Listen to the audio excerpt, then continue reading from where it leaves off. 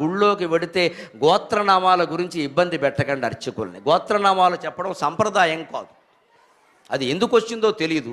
గోత్రనామాలు చెప్పడం సంప్రదాయం కాదు. పైగా ఒక్క యజమాని పేరు చెప్తే చాలు. ఏదో నరసింహరామనామధేయస్య ధర్మపత్ని సమేతస్య సకుటుంబస్య సబాంధవస్య అంటే చాలండి. ఈ మధ్య అలా కాదండి. మా ఆవిడ పేరు చెప్పండి, ఆవిడ కోపం వస్తుంది. అందుకని దాంతో ఆగదండి. అబ్బాయిల పేర్లు చెప్పండి, అబ్బాయి పేరు చెప్పగానే పక్కనే మరి నా పేరు, కోడల పేరు చెప్పండి, మనవాళ్ళ పేర్లు చెప్పండి. చచ్చిపోతాడు ఈ అర్చక స్వామి ఇంతమంది పేర్లు చెప్పలేక. ఏమైనా జనాభా లిస్టా, ఓటర్ లిస్టా? మన అజ్ఞానంగానే దేవుడికి తెలియదండి. మనం వచ్చినట్టుగా నీ గోత్రం చెప్పి ప్రవర చెప్పి ఆధార్ కార్డు చూపిస్తే ఓకే అటెండెన్స్ చేసుకున్నాను అంటాడా? దేవుడు అంటే అదే. మనం ఎవరమో, మన గోత్రం ఏమిటో, మనం ఏమిటో ఆయనకి తెలియదండి.